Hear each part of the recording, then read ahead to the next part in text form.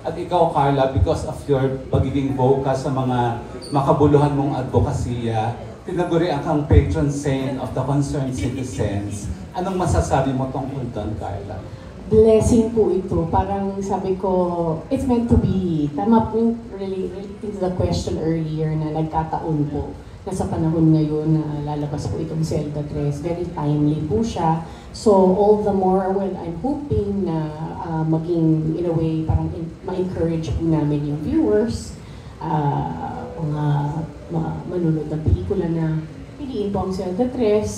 Hindi lang po dahil timely siya, pero honestly, injustice happens every day. Kahit naman sabihin po natin walang nangyayari ngayon sa bansa natin, applicable naman po siya, relatable naman po siya anytime. It happens every day, ang injustice po. At dapat every day po natin pinaglalaban kung ano po yung tama. Comment mo dun sa title mo, Carla. Patron Saint of the... Patron Saint of Concerned Citizens. Hindi ko po alam saan nanggaling yan, pero nagbabasa ko nga po yung Patron Saint of Concerned Citizens. Basta ako, ang lagi ko lang po sinasabi is, of course, ako naman po ipaglalaban ko kung ano yung tama. Kung merong injustice man or makabuluhan na dapat pong ipaglaban, ipagtanggol, gagamitin ko po yung aking boses talaga tsaka pangalan. May opportunity po akong ganun na pinakikinggan po ako. So I try my best na gamitin po ito sa tama at ipaglaban ko ano po yung nararapat po. Ayun. And for my last question, nabanggit mo nga kanina may love angle kayo dito ni JM. Yes. Sa tunay na buhay, Carla, gaano ka kasaya ngayon? Ay, masaya. I'm happy where I am now. Ang dami na pong nangyari actually in the past few years Parang blessing over blessing over blessing. Mas nakapag-focus po sa family. I moved into my dream house.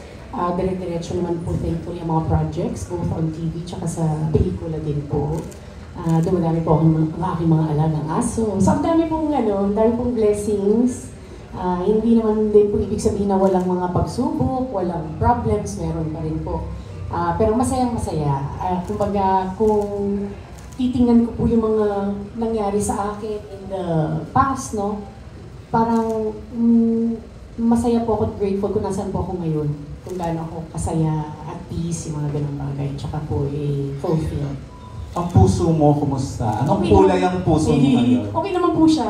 Okay naman po. Buhay pa rin naman po yung aking puso. Okay naman po siya. Masaya po ang aking puso. Maraming dahilan para maging masaya po yung puso. Ayun, thank you, Carla. Congratulations sa film.